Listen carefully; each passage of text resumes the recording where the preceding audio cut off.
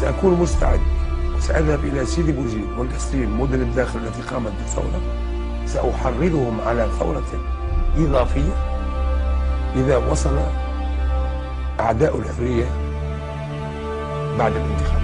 وأقصد هنا كل من يتكلم باسم الدين.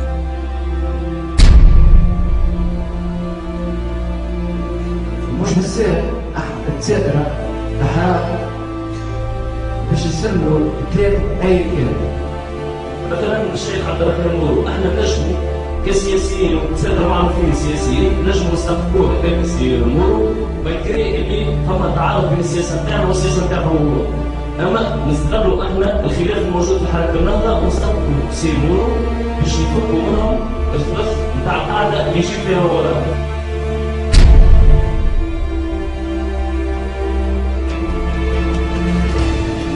مريت ولاد عاير بدو يتحرك، رانا مش نساعدوا، رانا مش نساعد، ورانا ما نحلوا الكياسات، فهمني، والغراب العام غير ما نحلوه، ما يجي المرزوقي والجبالي لهنا. توتر أمني في جندوبة بسبب مواجهات بين الأمن وجماعات مسلحة، والأحداث تسفر عن حرق مقري أمن وإصابة عناصر أمنية. كثر الحديث في الأيام الأخيرة في بعض وسائل الإعلام وعلى المواقع الاجتماعية عن ميلاد ما بات يعرف بالإمارة الإسلامية في معتمدية سجنان.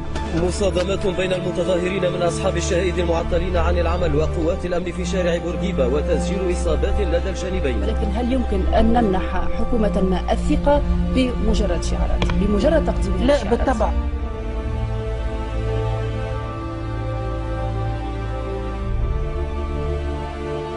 Vous savez combien la France, au niveau de l'Union européenne, la parole de la France compte. Où est la parole de la France aujourd'hui? C'est ma question. Devant ce qui est en train de se passer au sud de la Méditerranée, aujourd'hui, quel est le projet? الناس هذوما إما كانوا في الحبس والثورة خرجتهم من الحبس، أو كانوا في الخارج والثورة روحت بهم، أو كانوا في إطار التحية محجمين رحيهم ومنحين كما يقول رئيس الجمهورية المؤقت سافرات من بعد لبسوا الخطاء معناها النقاب. التوانسة اللي في بالهم عملوا انتخابات وتم حكومة باش تشوف مشاكلهم، يلقوا انه شهر رواش والجماعة يتعاركوا شكون ياخذ المنصب، وعملوا لنا حكومة من 51 وبعد تنازلوا ردوا لنا 41، وكأننا إزاء حكومة دولة عظمى فيها 600 مليون ساكن، وتحالفوا وعملوا لنا واحدة وفي الآخر ما فما لا برامج لا إجراءات. خوفا نهار من نهارات في المدارس تصبح البنات في صف والولاد في صف، تخاف لا تولي المدارس تتحول تتسيس، المدارس تتأدمج على هذا تخوفات حقيقية، وما ندخلش للبيسين وما ناكلش الماكلة هذيك وما نسمعش الموسيقى هذيك. التونسي صوت واعطى اغلبيات، واعطى مقاعد واعطى اغلبيات. المفروض انه يتم تنفيذ هذه البرامج، وتحمل المسؤوليه السياسيه الناتجه عن الوعود الانتخابيه. كل من وعد عليه ان يفي بوعوده. باش تفاوض كان باش تعملوا حقوقهم ما كانش باش ترحلوا بعد الفوز ما عندنا حاجه. برا ولا العمل ولا شهداء ولا شرحه ولا خبز ولا ماء ولا كرامه، شعار واحد: اسقاط النظام والخروج من النظام. كبير تم اليوم هذا يعطي في الفلوس كل واحد اللي خرج في المظاهره اللي عملها في الحمامات ب 30 دينار.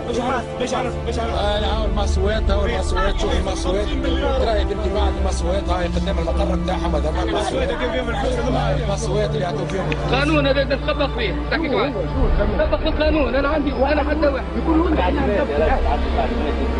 قاعدين القانون نطبقوا معاه. تخيلوا فرحان هذاك يغني كلهم يغنوا. ما تعيشوا عاد يخوفوا ولدك تصيروا يبنى زياده، عيشوا عليهم من الناس ما يخوفوش، بالعكس يلعبوا ولاد ولدك. هذه هي العمليه بالضبط، مش على راسنا ويعاقب الهرم مطلوب عندنا، يمشي يهدد على الهرم، يمشيش هدد الامن بتاعنا كيما خليه في العريس بقى عليه يخدم يجاوب وكاخذ تتخبي عنه. احنا نتمنوا ان تطبقوا القانون مش تعليمات. بلغوا وما وصلناش غادي، بلغوا ما عندوش حق حماس ما عندوش حق باش يسكر.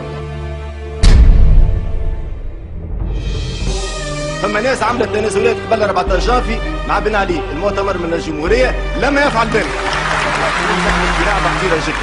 نحن بينا في وقت من الاوقات كنا باش نغدوا وربما نقربوا لهم شويه، نحن بينا في وقت من الاوقات رفضنا كونوا نكملوا تفاوض خاطر عندنا مطالب معينه نحبوا ناخذوها، لكن العقلاء في داخلنا يقول لك راهو ما تاخذش كل شيء في السياسه وخمم قبل كل شيء في مصلحه تونس. اطراف سياسيه انهزمت اليوم وجودها تحرك في اعتصامات، وانا نعرف اطراف سياسيه انهزمت اليوم تحرك في فوضى في البلاد.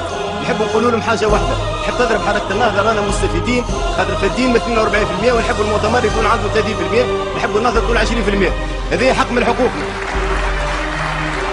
اما كي تضرب حركه النهضه اللي نحن انتقدناها وقت الحمله الانتخابيه ومارسنا حقوقنا وهما بيدهم ينتقدونا وكنا ننتقدوا بعضنا، بالله ما تضربوش تونس وما تلعبوش بمواطن بسيط مش قاعد يتبع في الامور ايش قاعده تصير في البلاد.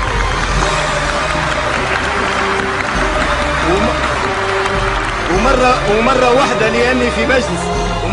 لأني في مجلس تأسيسي وهو سلطة عامة، نذكروا كون الحكومة الجاية إن شاء الله يكونوا فيها ناس يطالبوا بتطبيق القانون، مش كيما السيد الوزير الأول الحالي اللي في وقت من الأوقات بدا يحكي لنا على أطراف ومع أطراف ومع أطراف والقانون ما يطبقش وكل شيء تحت الطاولة. في المستقبل كل ما نتمناه أول حاجة ساعة من أولاد بلادنا خاصة جزء منهم وذا اللي يحزننا كنا نناضلوا مع بعضنا في وقت من الأوقات، ما تتآمروش، تآمروا على النهضة قد ما تحبوا، تآمروا على المؤتمر على أي حزب تحبوا، ما تآمروش على تونس، بالعكس عندكم فرصة. أول حاجة